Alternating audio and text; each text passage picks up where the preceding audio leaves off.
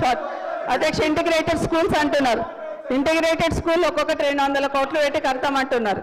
కానీ అధ్యక్ష ఇంటిగ్రేటెడ్ స్కూల్స్కి బడ్జెట్ ఎంత పెట్టారు అధ్యక్ష? 2900 కోట్లు అధ్యక్ష. మరి మీరు 56 స్కూళ్ళు కట్టాలంటే ఒక్కొక్క దానికి 200 కోట్లు అంటే 11,000 కోట్లు కావాలి అధ్యక్ష. మీరు పెట్టింది 2,900 కోట్లు అధ్యక్ష. మరి ఇప్పుడు ఎట్లా పూర్తి చేస్తారు అనేది దయచేసి మీరు బేరీజ్ వేసుకోండి, ఎప్పుడు పూర్తి చేస్తారు అనేది. అందులో అన్ని పెడుతున్నాం అంటున్నారు.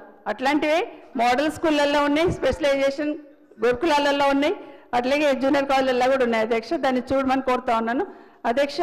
వీటితో పాటు ఇప్పుడు మీరు ఏవైతే రెసిడెన్షియల్ స్కూల్స్ అంటున్నారో దీంట్లో స్టూడెంట్స్ని గురుకులాలు ఉన్న వాళ్ళని అందులో షిఫ్ట్ చేస్తారా, గవర్నమెంట్ స్కూల్ ఉన్న వాళ్ళని అందులో షిఫ్ట్ చేస్తారా, లేదా కొత్తగా రిక్రూట్ చేసుకుంటారా, కొత్తగా అపాయింట్ చేసుకుంటారని ఒక క్లారిటీ ఇవ్వాలి అధ్యక్ష. ఎందుకంటే గురుకులాలు ఉన్న వాళ్ళని అక్కడ షిఫ్ట్ చేస్తామంటే ఓకే, ఒక రకంగా ఆలోచిస్తాం. లేదా కొత్తగా 3 లక్షల మంది పిల్లల్ని ఈ స్కూళ్ళకి తీసుకొస్తాం అనుకుంటే దానికి సంబంధించిన ఎక్సైజ్ అంత ఉంటుంది, అది కూడా చేయాల్సి వస్తుంది. క్లారిటీ ఇవ్వాలి అధ్యక్ష. ఓవర్సీస్ స్కాలర్షిప్స్ అధ్యక్ష ఏదైతే పెండింగ్ ఉందో మొన్న కూడా డిస్కషన్ అయింది, ఓవర్సీస్ స్కాలర్షిప్స్ కూడా పెండింగ్ ఉన్నాయి, విడుదల చేయాలని. అదేవిధంగా 25 lakhs పెంచుతామన్నారు, దాన్ని కూడా చేయాలని కోరుతా ఉన్నాను అధ్యక్ష. అధ్యక్ష ఇంకొకటి ఇంపార్టెంట్ అధ్యక్ష గురుకులాలలో అధ్యక్ష ఎస్సీ గురుకులాలు అధ్యక్ష. దీంట్లో అమ్మాయిలకే 50% పెంచాం అధ్యక్ష. కానీ ఈ మధ్య స్ట్రెంత్ లేదని చెప్పి ఒక 5 డిగ్రీ కాలేజీలను క్లోజ్ చేశారు అధ్యక్ష. అంటే వేరే దగ్గర షిఫ్ట్ చేసేసారు ఉన్న పిల్లల్ని కూడా. కాబట్టి భవిష్యత్తులో కూడా ఇంకా కొన్ని చేయడానికి ట్రై చేస్తున్నారు. దయచేసి ఆ నిర్ణయం ఉంటే మాత్రం విరమించుకోమని కోరుతా ఉన్నాను. అట్లే జూనియర్ కాలేజీలను కూడా 238 జూనియర్ కాలేజీలను ఎస్సీ జూనియర్ కాలేజీలలో అధ్యక్ష గురుకులాలలో నేను చెప్తుంది, వాటిని కూడా వేరే దగ్గర మెర్జ్ చేయాలని చూస్తున్నారు. దయచేసి అట్లాంటి ఆలోచన ఉంటే విరమించుకోవాలని కోరుతా ఉన్నాను అధ్యక్ష ఈ ప్రభుత్వాన్ని. ఒక్క నిమిషం అధ్యక్ష అయిపోయింది సార్. ఇంకొకటి అధ్యక్ష సార్, ఇది ఒక్కటి అధ్యక్ష, గురుకులాలలో మనం సెంటర్ ఆఫ్ ఎక్సలెన్స్ కేంద్రాలు పెట్టినాం అధ్యక్ష. ఎందుకంటే ఎంసెట్ నీట్ కోచింగ్ తీసుకోవడానికి పేద పిల్లలకి ఇబ్బంది అవుతుందని పెట్టినాం అధ్యక్ష. వీటిని ఖచ్చితంగా ఎంట్రెన్స్ పెట్టి తీసుకునే వాళ్ళం అధ్యక్ష. ఎంట్రెన్స్ పెట్టి అందులో ఉన్న వాళ్ళని తీసుకునే వాళ్ళం అధ్యక్ష. దాంట్లో ఇప్పటికి దాదాపు 1000 మంది ఎంబీబీఎస్ సీట్లు సాధించారు అధ్యక్ష. అయితే వీళ్ళకి ఎంబీబీఎస్ సీట్ వచ్చిన వాళ్ళకి 50,000 రూపాయలు ఇచ్చేవాళ్ళం అధ్యక్ష. ఇంజనీరింగ్ వచ్చిన వాళ్ళకి ఒక ల్యాప్టాప్ ఇచ్చేవాళ్ళం అధ్యక్ష. ఇప్పుడు అది మొత్తం తీసేశారు. దయచేసి దాన్ని మరొకసారి ఆలోచించి పునరుద్ధరించమని కోరుతా ఉన్నాను. యూనివర్సిటీ ఒక 5 నిమిషాలు చెప్తాను అధ్యక్ష, ఎక్కువ టైం తీసుకున్నాను అధ్యక్ష. గురుకులాలలో అధ్యక్ష పిల్లలు సాధించిన ప్రగతి అధ్యక్ష దాదాపుగా అధ్యక్ష మీరన్న 5 minutes ప్లీజ్ చేస్తాను అధ్యక్ష. ఇంకా చాలా ఉంది అధ్యక్ష, అయినా పక్కన పెట్టేస్తున్నాను అధ్యక్ష. ఒక్క విమర్శ కూడా చేయలేదు అధ్యక్ష. అధ్యక్ష ఇంకో మాట చెప్పారు అధ్యక్ష ఇక్కడ యూనివర్సిటీలకు సంబంధించి అధ్యక్ష. అప్పుడు కూడా మహనీయుల పేర్లు పెట్టుకున్నాం అధ్యక్ష. అగ్రికల్చర్ యూనివర్సిటీకి ప్రొఫెసర్ జయశంకర్ గారి పేరు, వెటర్నరీ యూనివర్సిటీకి పివి నరసింహారావు గారి పేరు, హార్టికల్చర్ యూనివర్సిటీకి కొండా లక్ష్మీ బాపూజీ గారి పేరు, మెడికల్ యూనివర్సిటీకి కాళోజీ గారి పేరు అప్పుడు కూడా పెట్టుకోవడం జరిగింది అధ్యక్ష. అసలు వీసీలను అపాయింట్ చేస్తున్నప్పుడు అసలు ఎప్పుడు చేయలేదు, ఇప్పుడే వీసీలను అపాయింట్ చేసుకున్నామనే లెవెల్లో మాట్లాడారు అధ్యక్ష. అప్పుడు కూడా మేము కూడా 2 సార్లు వీసీలను వేసాం, 30 మంది వీసీలను అపాయింట్ చేసుకున్నాము అధ్యక్ష. దీంట్లో దళితులకు ఎక్కడ, ఎస్సీలకు ఎక్కడ వీసీలుగా వేయలేదని చెప్పారు అధ్యక్ష గత ప్రభుత్వంలో అధ్యక్ష. ఇందులో ప్రొఫెసర్ సామయ్య గారిని తెలంగాణ యూనివర్సిటీ వీసీగా ఒక దళితులని అధ్యక్ష, ప్రొఫెసర్ మల్లేశం గారిని కూడా శాతవాహన యూనివర్సిటీకి అధ్యక్ష, అదేవిధంగా రాథోడ్ గారిని పాలమూరు యూనివర్సిటీకి, విద్యుత్ లత గారిని ఉమెన్ యూనివర్సిటీ మహిళా యూనివర్సిటీకి అధ్యక్ష, ప్రొఫెసర్ లింబాద్రి గారిని హైయర్ ఎడ్యుకేషన్ కౌన్సిల్కి చైర్మన్గా అధ్యక్ష, మల్లేశం గారిని హైయర్ ఎడ్యుకేషన్ కౌన్సిల్కి వైస్ చైర్మన్, ఇట్లా చాలా మందిని చేసుకున్నాం అధ్యక్ష. యూనివర్సిటీలో వీసీలను అపాయింట్ చేస్తున్నప్పుడు 12 యూనివర్సిటీలకు సంబంధించి ఒకసారి సెర్చ్ కమిటీ వేశారు అధ్యక్ష ఈ ప్రభుత్వం. అన్నిటికీ 11కి అనౌన్స్ చేసి ఒక జేఎన్టీయూకి ఎందుకు ఆపారు అధ్యక్ష? 3 నెలల వరకు పెండింగ్ పెట్టి సెర్చ్ కమిటీ ఇచ్చిన పేర్లు కాకుండా మళ్ళీ కొత్త పేర్లు ఇంక్లూడ్ చేసి తీసుకొచ్చే ప్రయత్నం చేశారు అధ్యక్ష. మరి ఇదే పారదర్శకతనా? ఇదేనా పారదర్శకత అంటే ఒకసారి చెప్పాలి, ఎందుకంటే పారదర్శకంగా చేశామంటున్నారు అధ్యక్ష. ఇప్పటి వరకు ఎగ్జిక్యూటివ్ కౌన్సిల్ని అపాయింట్ చేయలేదు, ఇది తొందరగా చేయాలని కోరుతా ఉన్నాను అధ్యక్ష. పాలిటెక్నిక్ కాలేజీలని ఇంజనీరింగ్ కాలేజీలు చేస్తామన్నారు అధ్యక్ష. చాలా సంతోషం, మేము కూడా స్వాగతిస్తాం అధ్యక్ష. కానీ తీరా ఒకటే చేశారు అధ్యక్ష. కొడంగల్ ఉన్న పాలిటెక్నిక్ కాలేజ్ ఒకటి ఇంజనీరింగ్ కాలేజ్ అయింది అధ్యక్ష. మా దగ్గర కూడా ఒక పాలిటెక్నిక్ కాలేజ్ ఉంది అధ్యక్ష, అందులో మహిళలది, అందులో మైనార్టీలది. అట్లే రాష్ట్ర వ్యాప్తంగా ఉన్న అన్ని పాలిటెక్నిక్ కాలేజీలను కూడా ఇంజనీరింగ్ కాలేజ్గా చేయాలని కోరుతున్నా అధ్యక్ష సోదరులు మాట్లాడుతూ గౌరవ శాసనసభ్యులు రిక్రూట్మెంట్ చేయలేదు యూనివర్సిటీలలో అన్నారు అధ్యక్ష. అందరు వీసీలను పిలిచి కామన్ రిక్రూట్మెంట్ బోర్డు అనేది ఏర్పాటు చేశాం అధ్యక్ష. ఆ రోజు గవర్నర్ గారి దగ్గర కామన్ రిక్రూట్మెంట్ బోర్డు బిల్ చేసిన తర్వాత గవర్నర్ గారి దగ్గరికి వెళ్ళింది అధ్యక్ష. అధ్యక్ష 2 బిల్స్ పోయినాయి అధ్యక్ష. ఒకటి ప్రైవేట్ యూనివర్సిటీ బిల్ ఒకటి, 2 కామన్ రిక్రూట్మెంట్ బోర్డు ఒకటి. అధ్యక్ష ప్రభుత్వం రాగానే గవర్నర్ గారి దగ్గరికి వెళ్ళి ప్రైవేట్ యూనివర్సిటీ బిల్లు ఉన్న ఫైల్ క్లియర్ చేయించింది అధ్యక్ష. మరి కామన్ రిక్రూట్మెంట్ బోర్డు ఎందుకు చేయించలేదు అధ్యక్ష? కామన్ రిక్రూట్మెంట్ బోర్డు బిల్ కూడా అక్కడే ఉంది కదా అధ్యక్ష. ఆ ఫైల్ అక్కడే ఉంది గవర్నర్ గారి దగ్గర. అది ఉంది కాబట్టి అది కూడా తొందరగా క్లియర్ చేసి అపాయింట్ చేయాలని కోరుతా ఉన్నాను అధ్యక్ష. అధ్యక్ష బషీర్బాగ్ సుబేదార్ కాలేజీలకు సంబంధించిన బార్ కౌన్సిల్ అనుమతి ఫస్ట్ టైం ఆపేశారు దేశంలో. మొదటిసారి మళ్ళీ ఏదో తంటాలు పడి చేసే ప్రయత్నం చేశారు. భవిష్యత్తులో ఇట్లా చేయకండి, ఎందుకంటే అది చాలా చెడ్డ పేరు కూడా వస్తుంది అధ్యక్ష దానివల్ల. అధ్యక్ష ఫీజు రియంబర్స్మెంట్ పరిస్థితి గతంలో మొన్న పల్ల రాజశేఖర గారు మాట్లాడారు. ఆ ఫీజు యూనివర్సిటీకి సంబంధించి కూడా రిలీజ్ చేయమని కోరుతా ఉన్నాను. అసలు యూనివర్సిటీలకు అధ్యక్ష అయిపోయింది అధ్యక్ష. లాస్ట్ ఫైనల్ సార్ ఫైనల్ అధ్యక్ష. అధ్యక్ష యూనివర్సిటీలకు అసలు ఏం బడ్జెట్ ఇవ్వలేదన్నట్టు మాట్లాడతారు అధ్యక్ష. మా ఏంలో అన్ని యూనివర్సిటీలో కలిపి 867 కోట్లు ఇచ్చాం అధ్యక్ష. దానికి సంబంధించి 867 కోట్ల అధ్యక్ష.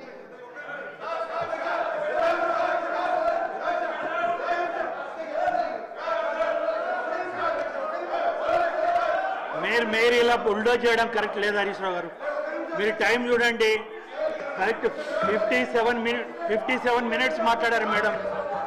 మేడం అడిగిన 5 నిమిషాలు కూడా ఇచ్చా నేను. కూర్చో just 1 minute madam, please conclude చేయండి ప్లీజ్. సార్ థ్యాంక్ యూ అధ్యక్ష. అధ్యక్ష విశ్వవిద్యాలయాలు ఇంపార్టెంట్ సబ్జెక్ట్స్ ఉన్నాయి, చాలా మంది సార్ నేను ఇంపార్టెంటే మాట్లాడుతున్నా అధ్యక్ష. ఒక్కటి కూడా డిబేట్ కాలేదు అధ్యక్ష. యూనివర్సిటీలకు సంబంధించిన వీసీ నియామకంలో అధ్యక్ష రాష్ట్ర ప్రభుత్వం పాత్రను గవర్నర్కి అప్పగించే ప్రయత్నం చేస్తుంది అధ్యక్ష కేంద్ర ప్రభుత్వం. దయచేసి ఆ నిర్ణయం వచ్చినా కూడా ఈ ప్రభుత్వంలో చలనం లేదు అధ్యక్ష. దయచేసి మళ్ళీ ఒకసారి రిక్వెస్ట్ చేస్తున్నాను, ఎందుకంటే మేము వెళ్ళి చెప్పేంత వరకు కానీ మేము కేటీఆర్ గారి ఆధ్వర్యంలో వెళ్ళి సెంట్రల్ గవర్నమెంట్కి ఇద్దామించే వరకు చెప్పలేదు అధ్యక్ష. ఇప్పటికైనా ఈ ప్రభుత్వం అలర్ట్ అయ్యి గవర్నర్ల పాత్ర ఏదైతే ఉందో దాన్ని కాకుండా ప్రభుత్వం ఆధ్వర్యంలో ఉండాలని మనస్ఫూర్తిగా కోరుతున్నాను అధ్యక్ష. ఇప్పుడు ఒక నిమిషం మాట్లాడు ప్లీజ్. అధ్యక్ష గౌరవ మా సోదరిమణి నాన్పేట జిల్లా మక్తల్ నియోజకవర్గంలో మాధవ మండలం జరిగిన ఇన్సిడెంట్ గురించి తీశారు కాబట్టి ఒక నిమిషం మాట్లాడతా. అధ్యక్ష ఇన్సిడెంట్ జరిగింది ఆ రోజు అదే మండలంలో ఇన్సిడెంట్ జరిగింది అధ్యక్ష. ఆ రోజు అదే మండలాన్ని క్యాన్సిల్ చేస్తా ఉన్నా. ఉట్టిన 2 నిమిషాలలో అక్కడికి చేరుకొని మా బండ్లలో పిల్లల్ని తీసుకుపోయి చూపించిన మాట వాస్తవం అధ్యక్ష. దాన్ని ఎంతవరకు రాజకీయం చేసి అంటే పిల్లల్ని చూపించినాం, ట్రీట్మెంట్ చేయించినాం. ఆ రోజు రాత్రి 12-1 గంటల వరకు అదే స్కూల్లో ఉన్నాం అధ్యక్ష. పిల్లలు పంపించిన తర్వాత ఏం ప్రాబ్లం జరిగిందని మేము మాతో పాటు మిగతా అందరూ హెచ్ఎంలు ఎంఈఓ కలిసి మేము కూడా భోజనం చేశాం అధ్యక్ష. మరుసటి రోజు పొద్దుగాల రాజకీయం కోసం ఎంత తప్పు మాట అధ్యక్ష. ఇది రాజకీయం కోసం పొద్దుగాల ఎవరు అరెస్ట్ చేయలేదు అధ్యక్ష. కావాల్సిన పేపర్ క్లిప్పింగ్స్ మీకు చూపిస్తా. అక్కడికి పోయి వంట రూమ్ లో కూర్చొని ఆ బియ్యం వండిపించి అన్నం వండిపించి మరి వండిపించారు కదా అధ్యక్ష. పిల్లలు తినేటప్పుడు మీరు కూడా తినరు కదా అధ్యక్ష. పిల్లలు తినకుండా పక్కన ఒక బీఆర్ఎస్ నాయకుడు ఇంట్లో ఉంటే ఈడ ఫోటోలు దిగి పిల్లలకు అన్నం వడ్డించి చెంచా పట్టుకొని పక్కకు పోయి బీఆర్ఎస్ నాయకుల భోజనం తిని మళ్ళీ వచ్చి 60 ఫోటోలు దిగుతారు అధ్యక్ష. ఇదే అధ్యక్ష చేయాల్సింది అధ్యక్ష. బాజప్తా మక్తల్ నియోజకవర్గంలో అదే మండలంలో అదే స్కూల్లో పెద్ద ప్రోగ్రాం పెట్టి అధ్యక్ష ఎక్కడ చేయాలి తెలంగాణ రాష్ట్రంలో మహబూబాబాద్ జిల్లాలో మేము 3 ఎమ్మెల్యేలు ఎన్ఎం శ్రీనివాస్ రెడ్డి గారు చూపించిన ఒక చిన్న లాజిక్ పట్టుకొని 10th క్లాస్ పిల్లలకు మేము ఏం చేయగలుగుతామని చెప్పేసి జేబు కంచి డబ్బు పెట్టి పిల్లల దగ్గర కూర్చొని ఆడనే తిని ఆడనే పడుకుని అధ్యక్ష. ఈ 13 నెలలు అధ్యక్ష ఒక్క నిమిషం, ఈ 13 నెలల్లో నేను దాదాపు 78 స్కూళ్ళలో భోజనం చేసిన అధ్యక్ష. దాదాపు 6 గురుకులాల్లో పడుకున్న అధ్యక్ష. ప్రతి మధ్యాహ్నం ఎక్కడ ఏ కార్యక్రమం చేస్తే అక్కడ మధ్యాహ్నం పిల్లలతో భోజనం చేస్తున్న అధ్యక్ష. ఓన్లీ పేపర్ క్లిప్పింగ్స్ కోసం ఏర్పాటు చేసి ఎంత పెద్ద రాద్ధాంతం చేశారు అధ్యక్ష. మరుసటి రోజున చూసిండ్రా? ఆ పిల్లలకి ఏమైనా అడుక్కున్నారా? అడిగినరా? ఎంత దౌర్భాగ్యం అంటే మీడియాని చేతిలో పట్టుకొని ఆ పిల్లలు చిన్న చిన్న పిల్లలు అధ్యక్ష, ఆ పిల్లలకు ఎమ్మెల్యే అయితే ఏంది, కలెక్టర్ అయితే ఏంది, ఎవరైతే ఏందని అనిపించే విధంగా మాటలు నేర్పించి వీడియో గ్రూప్ లో పెడతారు అధ్యక్ష. ఇదే అధ్యక్ష మనం చేయాల్సింది. వాస్తవంగా ఆ పిల్లలకైతే మన పిల్లలు అధ్యక్ష, మనం కానీ మాజీ ఎమ్మెల్యే గారు కానీ ఎవరిపైనా కూడా ప్రాబ్లం ఎట్లా సార్ట్ అవుట్ చేయాలని చెప్పేసి చెంచా పట్టుకొని అన్నమేసే ఫోటో దిగి అది పేపర్కి ఇచ్చి, అది నమస్తే తెలంగాణ పేపర్కి ఇచ్చి పొద్దుగా ఆ పేపర్ ఇక్కడికి పంపించి ఈడ కూడా మాట్లాడిన అధ్యక్ష. దయచేసి మొత్తం అధ్యక్ష, పిల్లలతో ఆట అయింది అధ్యక్ష, రాజకీయాలు పిల్లలతో ఏంటి అధ్యక్ష. చేత అయితే మనం సేవ చేయాలి తప్పించి ఈ విధంగా చేయరా అధ్యక్ష. ఇది చాలా చెడ్డ పరిణామం. Thank you. వద్దు ప్లీజ్. ఎన్ఎం శ్రీనివాస్ గారు మళ్ళీ మీకు అవకాశాలు వస్తాయి. ఇప్పుడు ఒక్క నిమిషము దయచేసి సభ్యులందరూ. ధన్యవాదాలు. ఒక్క నిమిషము నాగరాజు గారు ప్లీజ్.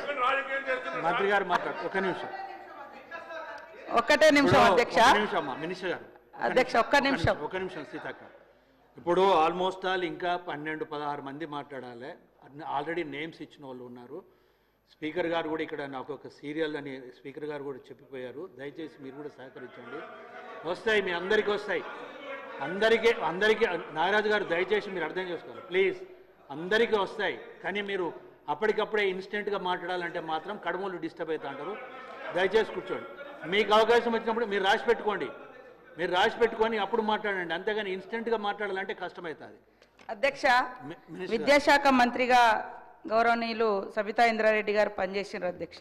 వారి 5 సంవత్సరాల కాలంలో కానీ, లాస్ట్ 5 ఇయర్స్లో కానీ, అంతకుముందు టీఆర్ఎస్ వచ్చి 5 ఇయర్స్లో కానీ, 10 ఇయర్స్లో ఎప్పుడు కూడా మరి బ్రేక్ఫాస్ట్ పెట్టాలనే ఆలోచన రాలేదు అధ్యక్ష. 10 సంవత్సరాలలో వాళ్ళు బ్రేక్ఫాస్ట్ ఎప్పుడు మొదలుపెట్టిరంటే అక్టోబర్ 6వ తారీఖు నాడు మొదలుపెట్టిరు అధ్యక్ష.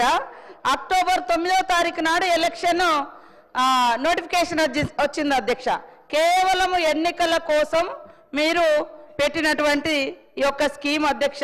నిజంగా విద్యార్థుల మీద ప్రేమ ఉంటే మరి 10 ఇయర్స్లో కనీసం 5 సంవత్సరాల ముందు కూడా పెట్టలేదు కాబట్టి విద్యార్థులకు పెట్టేటువంటి అల్పాహారాన్ని కూడా ఎన్నికలలో ఏ రకంగా ఉపయోగించుకోవాలనే ఆలోచన తప్ప ఇంకొకటి కాదు.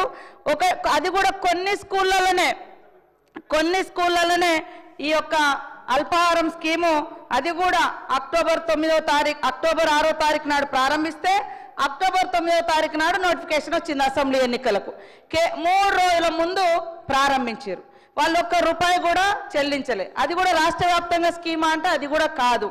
ఆ 3.5 కోట్లు కూడా బిల్స్ పెండింగ్ ఉంటే మన ప్రభుత్వం వచ్చిన తర్వాతనే క్లియర్ చేయడం జరిగింది అధ్యక్ష. ఇంకొకటి, ఎంతసేపు టీఆర్ఎస్ వాళ్ళకు బాగా అలవాటు ఆత్మస్థుతి పరనింద. మేము చాలా గొప్పగా చేసినాం, 10 ఏళ్ళు మీరు ఏం చేసిరో విద్యార్థులకు తెలుసు, టీచర్స్కి తెలుసు, పిల్లలకు తెలుసు, తల్లిదండ్రులకు తెలుసు. ఇవాళ ఎక్కడికో ఎందుకు మీరు విద్యాశాఖ మంత్రిగా ఉండి షేర్లింగంపల్లి గౌల్దొడ్డి అనుకుంటా స్కూల్కు సాక్షాత్తు కేసీఆర్ గారి మనుమడు హిమాన్స్ను మీరు తోలుకొని పోతే ఆయన ముక్కు మూసుకొని ఏమన్నాడో మీరు అది గుర్తుపెట్టుకోండి. అది సరిపోతుంది. ఈరోజు గురుకులాలను గ్లోరిఫై చేసి చెప్తున్నారు. దానికి పునాది వేసింది కాంగ్రెస్ ప్రభుత్వం ఆనాడు. ఇవాళ మీరు విద్యార్థుల సంఖ్యకు అనుగుణంగా స్కూళ్ళని పెంచారు తప్ప ఇన్ఫ్రాస్ట్రక్చర్ ఇవ్వలేదు, అకామిడేషన్ ఇవ్వలేదు. అద్దె భవనాలలో ప్రతి నెల 3 లక్షలు ఇప్పటికి కూడా కట్టుకోవాల్సినటువంటి పరిస్థితి. ఇవన్నిటిని పరిష్కరించడం కోసం ఇవాళ ఇంటిగ్రేటెడ్ స్కూల్స్ను కూడా తీసుకొస్తుంటే పదే మీరు ఇది చేయలేదు, మీరు 10 ఏళ్ళు చేయలేదు, మేము 10-12 నెలలల్లా సర్దుకొని ఒక్కొక్కటి చేస్తున్నాం ఆర్థిక ఇబ్బందులల్లా. కానీ మీరు 10 ఏళ్ళు ధనిక రాష్ట్రం బంగారు తెలంగాణలో మరి పిల్లల భవిష్యత్తును బంగారం లాగా ఎందుకు మార్చలేదని నేను ఈ సందర్భంగా అడుగుతా ఉన్నా అధ్యక్ష. థ్యాంక్ యూ అమ్మా. శ్రీనివాస్ గారు.